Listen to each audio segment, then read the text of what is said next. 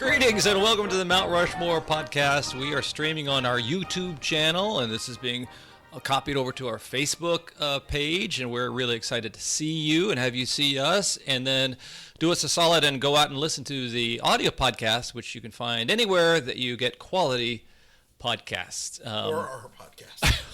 Yeah, or our podcast. And we want to welcome the new listeners who may have found us out here on YouTube who haven't been listening to the audio podcast. We're glad you're here and stuff like that. So if you don't know what the Mount Rushmore podcast is, the Mount Rushmore podcast is a thing where Richard and Michael... Howdy. I don't know. Jeff went rogue there for a second. I've gone rogue. Richard and Michael rate and debate the most ubiquitous aspects of many different topics, and this topic is a really nice one because it's kind of getting around to Halloween, where in films and cinema, people often find themselves going on a back road and ending up at a house that is filled with mystery and mysticism and transvestites. And this week is the Mount Rushmore of the Rocky Horror Picture Show. Who chose it? That was my choice. Okay. Tell the camera. That was my choice. Sorry, I'm so used to talking to you, Jeff, and not to our lovely listener out there, our viewer out there. The Rocky Horror Picture Show is just one of those kind of things that exists in pop culture and has for 40-something years. Kind of, you know, like Brad and Janet going along a dark country road. It's kind of in the background. It's kind of always, you kind of just stumble upon it when you turn like 16, 15 years old. Somehow you just suddenly... Or younger, maybe. Yeah, suddenly you're just like, oh, I'm watching Rocky Horror. And then, you know, it's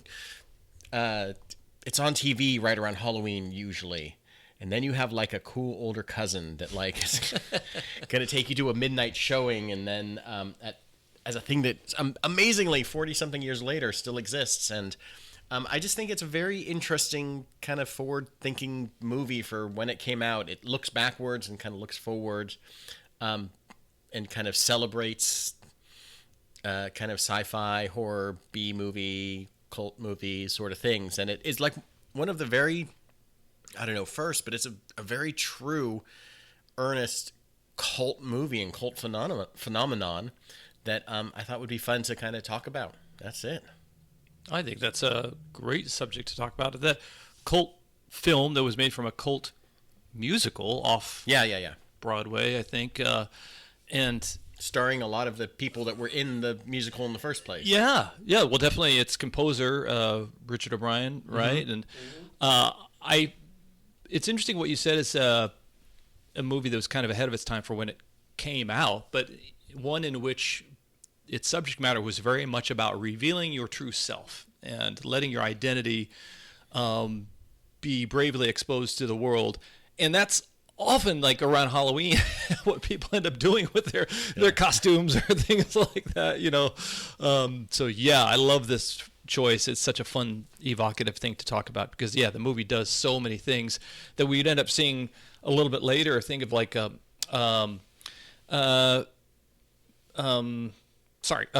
was it? You'll get there. I'll get there. My brain's slowing down. Let him take over. Let him do it. He can smell the Hoisted smoke. by his own petard. Yeah, totally. Little Shop of Horrors took girl group music from the 50s and the B-movie elements that we saw in Rocky Horror, and it existed as a musical on the stage, of course, before it was in a film.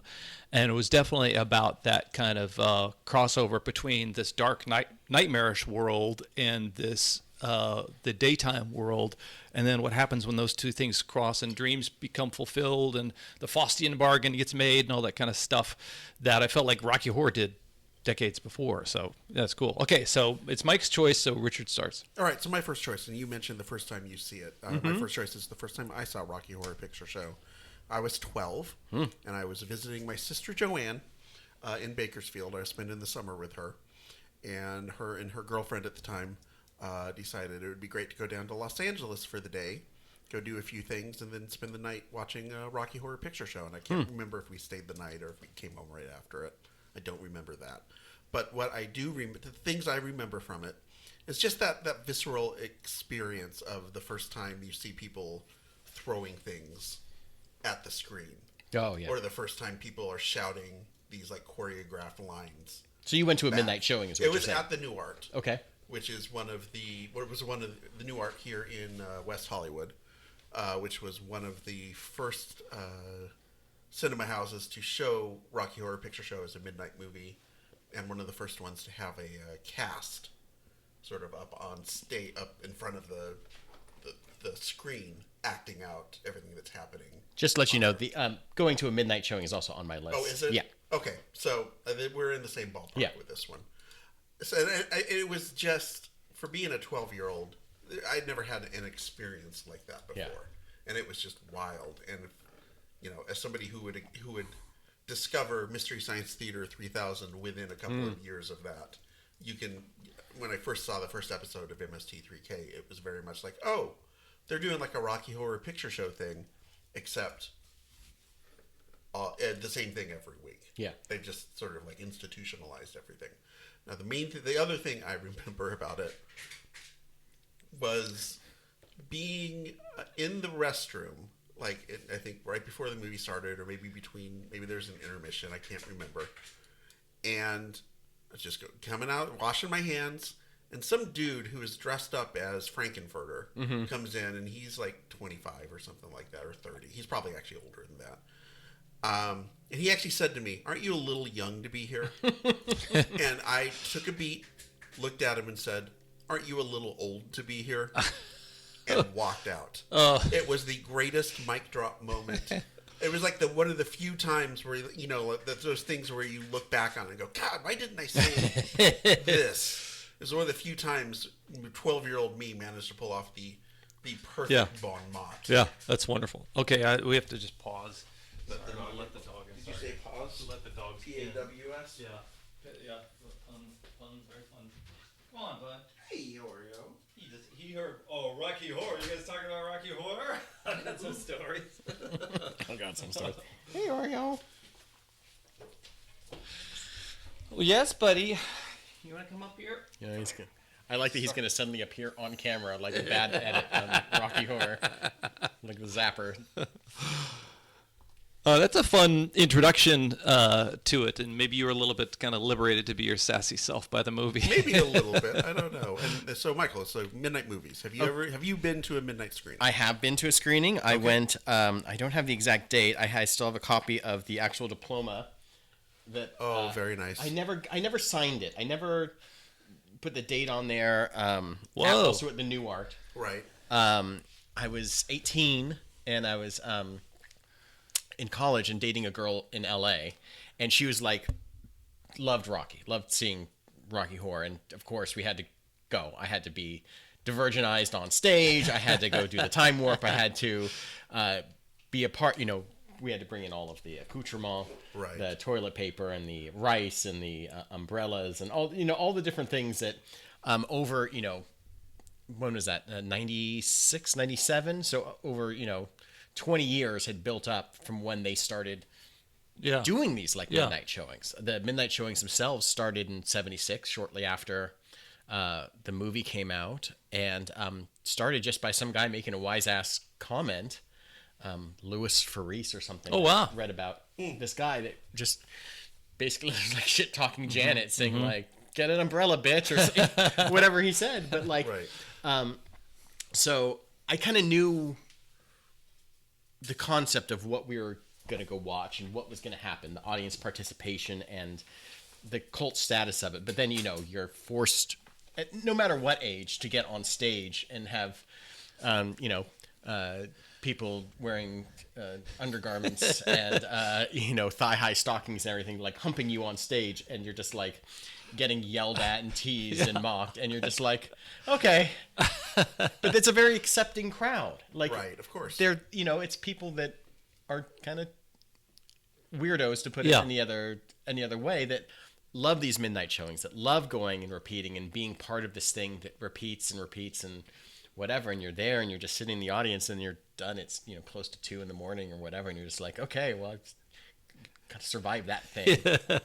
But, the audience participation thing, it's not like with any other movie. Like the closest you get, and it's not even close, is going to see Star Wars on like opening day and just people cheering at the words going up on the screen. Yeah. Well, and that is it. Well, the only other one I'd say is they tried to make The Room. Yeah. Into that. Just Didn't work. no. I saw The Room with the crowd, and it did seem reminiscent, like they'd done the Rocky Horror thing, and we're trying to do it with The Room. Right. And I think The Room is just a bad movie, and Rocky Horror is a great film. I think it's just fabulous, and so it's just almost like beating. It's punching down. Right. I feel like with The Room, definitely the audience participation comes with a lot of love for having seen this thing, and it's just interesting that in a short period of time it turned into people dressing up, going on stage, and then these midnight showings. There's it's like the inmates in the asylum just like taking over, and they're just like, what are you gonna do? You got to do a lot of vacuuming up at the end, and just let the people dress up. Yeah. Do this thing, and then it just. And to me, I mean, we both went to see our first time at the New Art. Yeah. Jeff, when you saw it your first time, was it in like Kansas City or something like that? Yeah, it was the Bijou Theater in Westport in Kansas City, which is the oldest part of Kansas City, and it was a midnight showing, and there was a competing. The next time I saw it was years later, and we had moved to the suburbs, and this is maybe some context. Like, one thing that the film is about is sexual liberation and or actually getting off the sidelines of life and getting in the game and doing whatever you dream of with whoever you dream with doing it with. And the suburbs offers none of that. and the kids who went to go see it in the suburbs were these kids who were much more repressed than the kids I went to. That was my point behind this. Okay. Was that I would imagine for someone like you growing up in kind of more of a or me, but I happen to just have the opportunity to come out to Los Angeles for a weekend. Yeah. It really having a Rocky Horror Picture Show repertory company or a midnight showing that happens every week. It gives you that opportunity to sort of be with the other weirdos, as Michael, I think, correctly called them. My sister-in-law, Jennifer, she was in a Rocky Horror cast for a couple of years when she was into high school, just out of high school. Was she a Magenta? Was she a Columbia? Was she a Janet? Or did you just play everybody? I'm sure at some point. I don't remember. I don't remember that in depth. But I know for her it was, and there was eventually a lot of, as with any group, whether it's a kickball league or whatever, there's political bullshit that goes on behind the scenes and winds up kind of becoming an issue. And I don't know exactly what I don't know exactly what happened. I love that idea. But I love that it's just like no. It's only assholes write on doors, and that's what we say every time. Can't we change it? Yeah.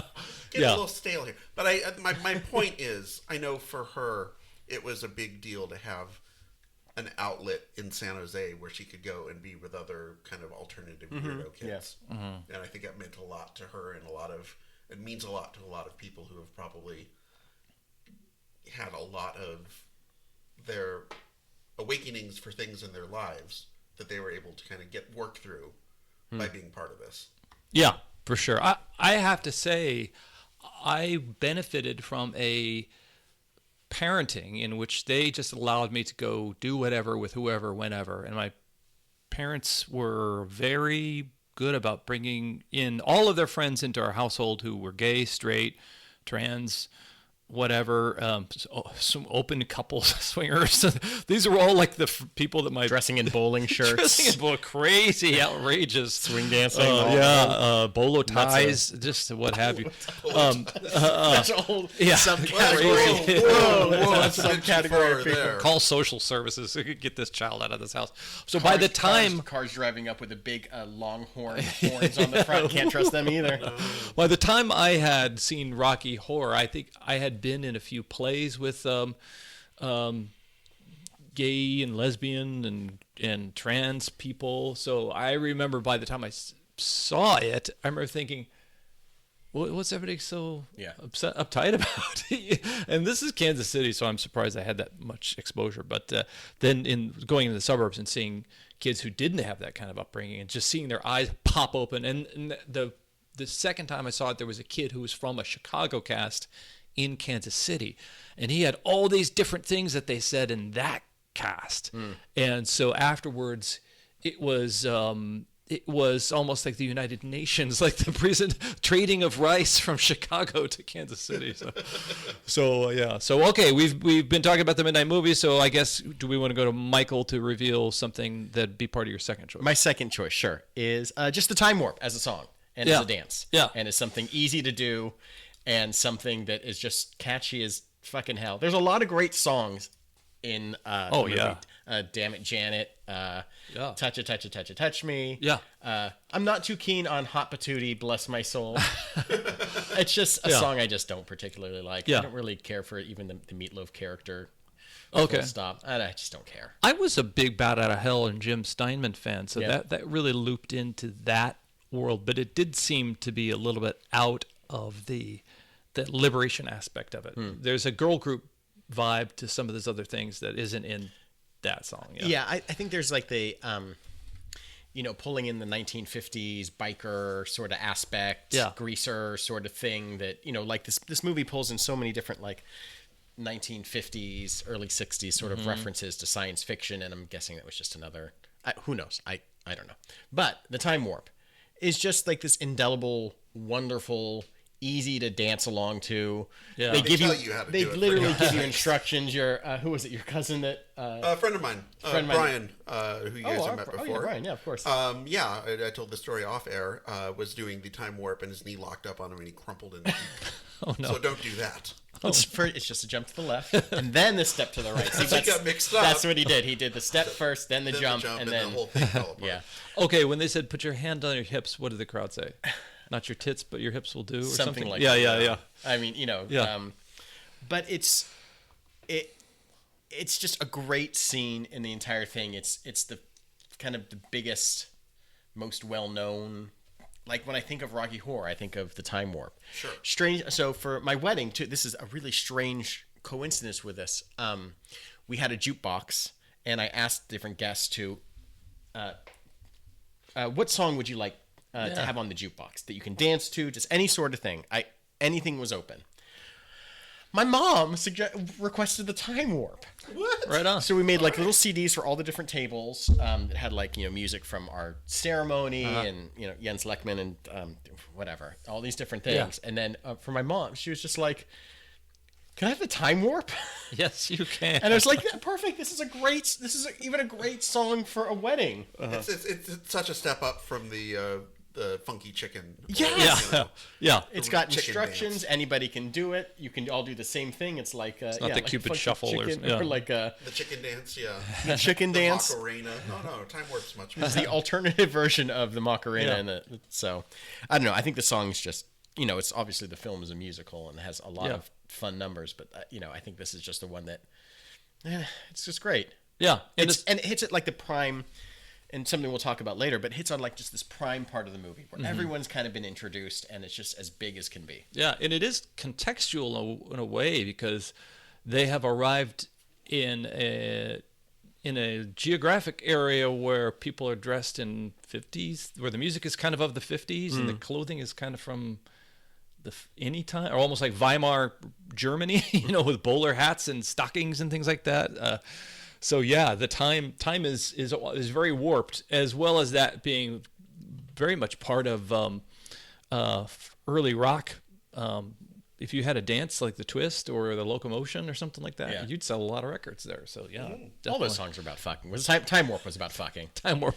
Every song that mentions like we're gonna do a new dance, the Locomotion's a song about fucking. Yeah, The Twist, song about fucking. All of them. Every song about dancing is a song about. It's all about Mickey's Monkey. That's definitely about fucking. I think the monster. do the sexual intercourse. Do this- The Monster Remember that Mash is one? a song about fucking. Probably. Fucking monsters. Yeah, exactly.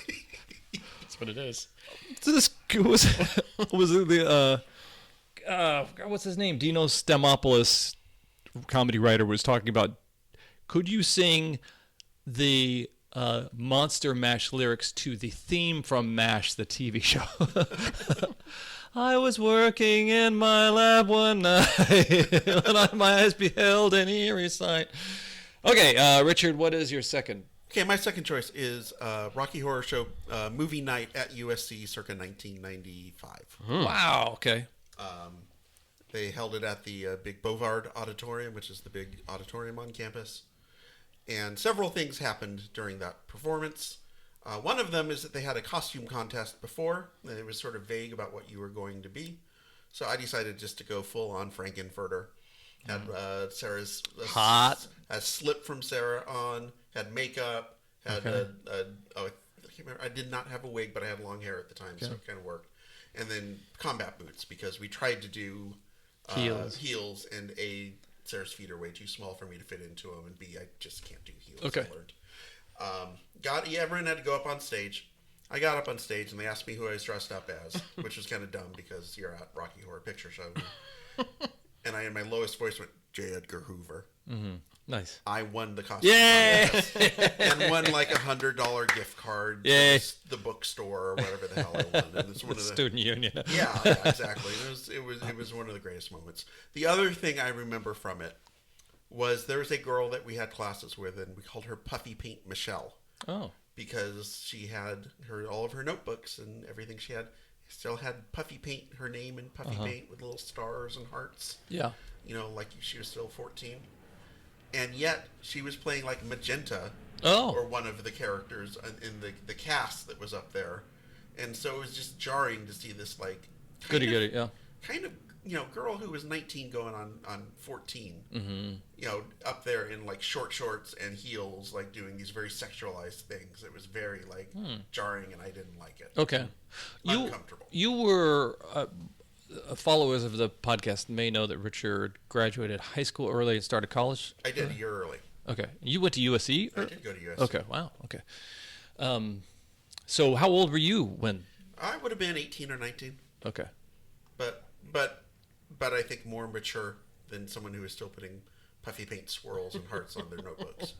Now who's judgmental? Me. That's who's judgmental. Okay. Now. You want to get the hot take thing up again, Jeff? All right. Let's bring up the hot take. This episode brought to you by Puffy Paint. Damn it. Yeah, so this is so unfortunate that we've been dissing it for the last 10 minutes. Okay, so actually this episode is brought to you by you, the listener. You have the opportunity to guide our podcast/stream with the topics that you think the nation, nay, the world, nay, the universe wants to hear. So if you have a topic, hey, try to top Rocky Horror Picture Show if you can. But if you have a topic that is something about pop culture, something about anything. History. Yeah.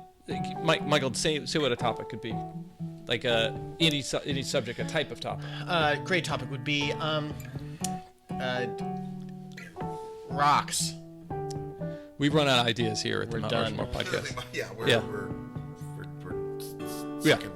We're scraping the barrel. We're scraping the resin out of the weed pipe, and we're smoking the resin. So this is how we need you to give us some help by going on Facebook, Instagram, Twitter, suggesting a topic, and past suggestors have been on the show as participants. You don't have to, but it could happen via Zoom and the magic that can provide us.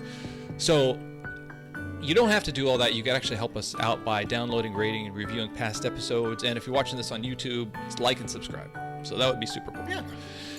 Okay, at this point, Michael, this is your suggestion. Look in the camera, and okay, what do you think about Richard's topics or Richard's answers so far? Great so far. A lot of audience participation, which Rocky is all about. Yeah. It's it's a Rocky Horror the Rocky Horror Picture Show is very much a personal experience and how you take it in.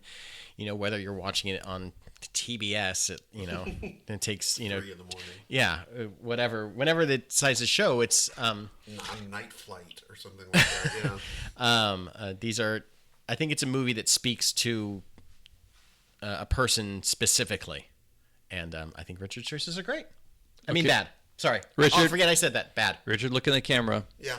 What do you think about all the smoke screen that Winfield's putting up here? Michael's had some good choices. I mean, we both talked about the midnight movie showing aspect of it, which I think is obviously a big part of the lure and the allure of going to see Rocky Horror. And how can you not love the Time Warp? Yeah. Okay, so Love here. these gentlemen are Stop trying nothing, to tear us apart. nothing Yeah. if not diplomatic. Love will tear us apart. Not love will tear us apart. Jeff will tear us apart. I will tear you apart. He's got a It's not a Joy Division song. Okay, so Michael Winfield is going to let us know his third. All right, my third choice is just the fact that this movie, I think, loses a lot of steam in the third act. I think at some point it just becomes kind of a chore to watch. Okay. Yeah. The movie is so great up until a certain point where you're just like, oh, can we just be done with this movie? I just like the third act with the ray guns and the doing the pool and the Kona thing and That kind of a the song is kind RKO. of the Don't Dream It. Don't dream it, be it. Yeah. I know that's like the mantra thesis, of the movie, but like it just loses it for me. And like, I'm trying to remember what it was like when I first saw it, being like almost 2 a.m, and at some point the buzz wears off. You're tired. You're there and you're watching this thing and you watch it at midnight, and then it's just like 1:15, 1:30. It's kind of moving on. The kind of the audience participation has started to die down a little bit. Yeah. It's still there, but it's just doesn't have the same vigor as it had, 72 minutes before. And I think the movie, as much as it is kind of like this kind of quasi love letter to B movies and sci-fi, I think it needed a little bit of something, and I don't know what that something is. Hello, my name is Richard O'Brien. I am the writer, composer for Rocky Horror, the stage play, and Rocky Horror Picture Show. I didn't tell you motherfuckers to watch this at midnight, okay? 8 o'clock, 8:15. That'd be a good time to start it, okay? How about a matinee? How about a matinee? Sunday matinee. Go in there with the blue hairs. Go get brunch beforehand. Then go on and leave. You still got time to be back in Long Island for dinner. I didn't make you guys watch this movie at midnight, okay? It's cool that you're doing it, but don't bitch and moan when there's a third act gets kind of draggy, okay? It's you who's draggy. And rant. Wow, that's like when we used to have the president show. That's President Richard O'Brien. President Richard O'Brien. He's president of Off Broadway. Picture Show fan club. And I think it's also just a movie that just kind of ends. They kind of kill the people, and then they fly off back to transsexual Transylvania. Yeah. And you're just like, okay, it's Poochie flying back off. And it's like, back to my planet. Back to my planet. And I don't know. I was just like, okay, I guess Brad and Janet survived and go off to have a life. Uh-huh. I think so. See, Well, I don't even know. You know what happens? My third choice happens. Lay it on us. Shock Treatment. Oh, okay. Yeah. Sort of sequel, not really a sequel, but it's got some of the same characters from Rocky Horror Picture Show, including Brad and Janet, who are now married and living in Denton, USA, which has been taken over by some business conglomerate, and they're forced to compete in this weird game show. Okay. And here's the thing about listen. It's not good. Oh. It's very bad. Okay. And it's bad in the way that you mentioned The Room, where they tried to make that into a cult thing. Yeah. Shock Treatment, I believe, was made in 1981. So that by that point, Rocky Horror as a cult phenomenon had existed for probably about 5 years. And I believe that they made Shock Treatment specifically as in an attempt to make another cult movie. Like they wanted to, the thought process being, well, if this little Rocky Horror film is still making money for people, 5-10 years after it's been out, why don't we make another movie? And then at some point, people are going to get sick of seeing Rocky Horror Picture Show. So if we give them something new, we can start the whole process all over again. And Richard O'Brien directed it and wrote it. And it's 0 out of 5 stars. Oh, wow. Would not recommend. Wow. Does it have musical numbers too? Or Yes, it does. And they're just not as good. Like I said, it reeks of trying too hard to be a cult movie. And you can't make a cult movie. A cult movie is a thing that just sort of happens organically, I think. And this was an attempt to try and manufacture a cult movie. Oh, that's too bad. I haven't You never seen it? Yeah, I saw it once. I think it came on Night Flight or something like that. Not good. I'll try to find it because it's I'd love to waste my time. Is what? Yeah. You might enjoy it. I don't know. I mean, I could be completely wrong about.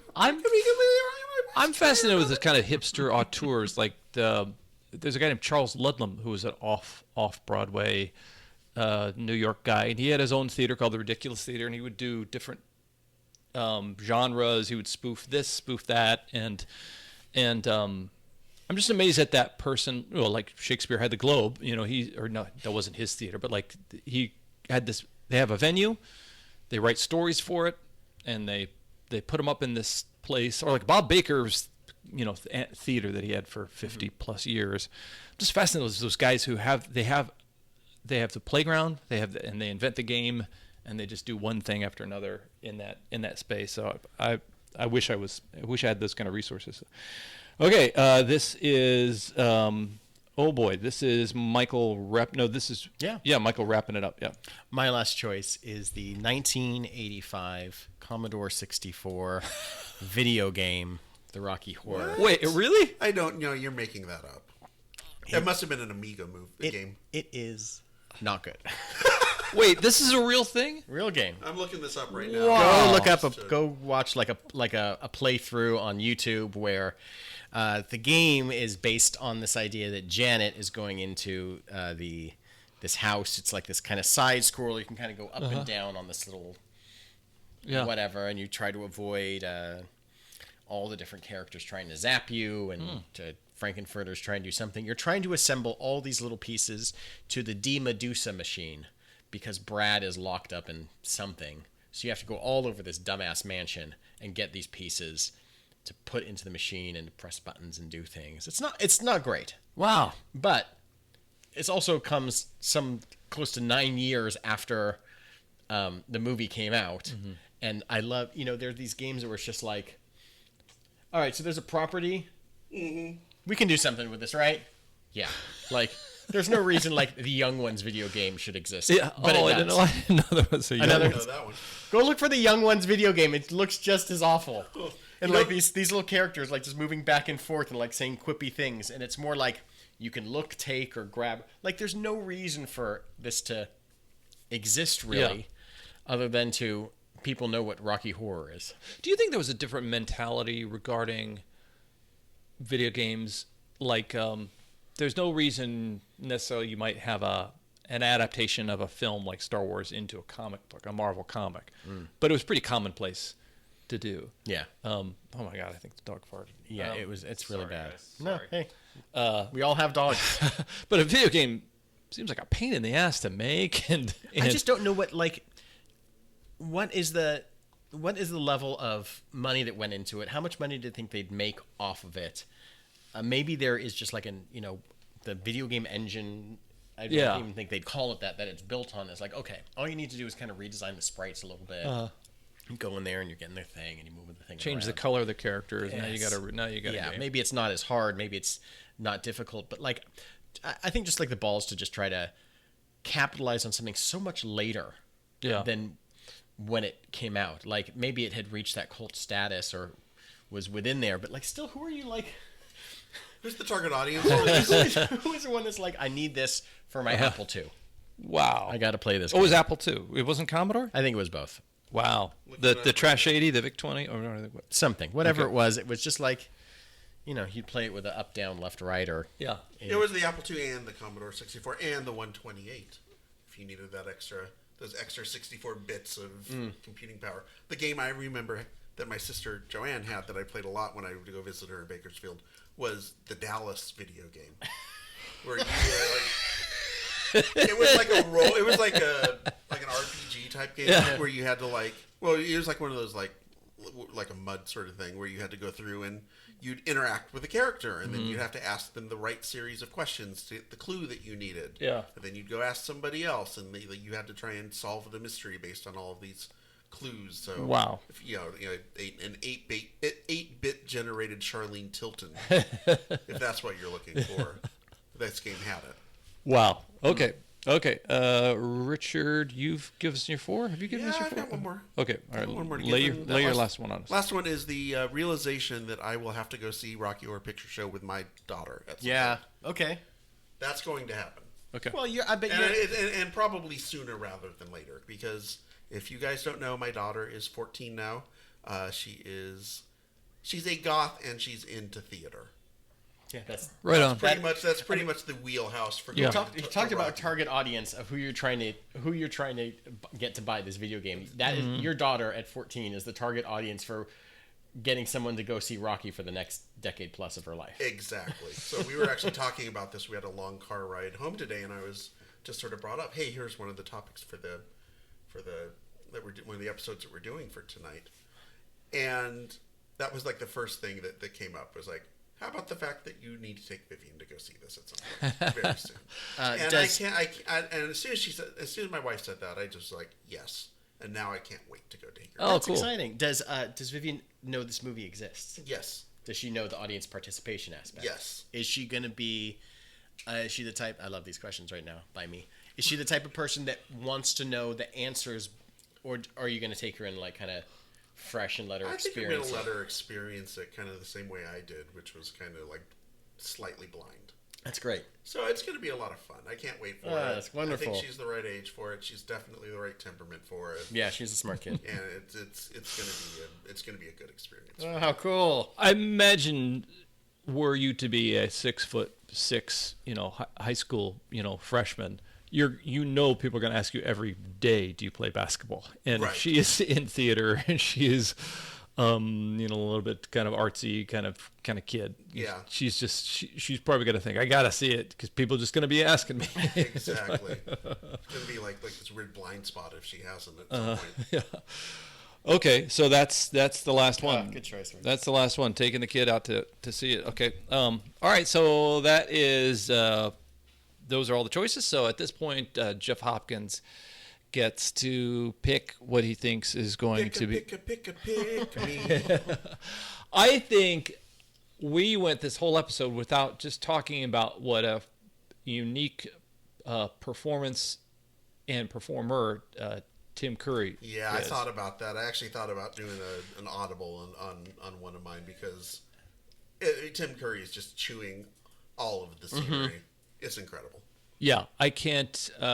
I think I've read a little bit about him getting offered the part and then doing it, and just knowing that it might brand him a certain way, but then going forward with amazing abandon and Full commitment. yeah, full commitment. And even in that Rocky Horror kind of channels genre elements of cinema, not just sci-fi, but Tim Curry is like fucking Joan Crawford in some scenes, and Betty Davis. He has this like amazing performance in there. So yeah, but anyway, those aren't what you chose. Let's go with the midnight showing, because that indoctrination and rite of passage is something that I think many people associate with that film. What other movie really has like the midnight showing? Like we discussed that, but like other than The Room, there's nothing that's like tied with sexual liberation. With it's nothing. What else has It's a midnight one of one showing around here. I think the New Beverly, don't they show like a Tarantino movie every Saturday night at midnight? But that's not the same thing. yeah, It doesn't count. yeah, That's his theater. Yeah, That's just him being an egotist. yeah. So let's go with midnight showing, and then let's go with the game, the Rocky Horror incredible. game, because that's I gotta find the MAME emulator for this and play this like tonight. yeah. What if the movie Tron was him getting stuck in that game versus Tron? Oh my God, get me out of here. And then I kind of think the fact that Richard went out of the theater and into the real world with it, and then won a costume contest is pretty cool. And also, let's go with passing it on to another generation. So sometimes Vivian will get it, and then Felix is going to go later on. So this has been, and then my dog. I'm going to take my dog to see it. Who's been farting this whole show? This has been the Mount Rushmore of Rocky Horror. I, as always, am Jeff. I'm Richard. I'm Michael.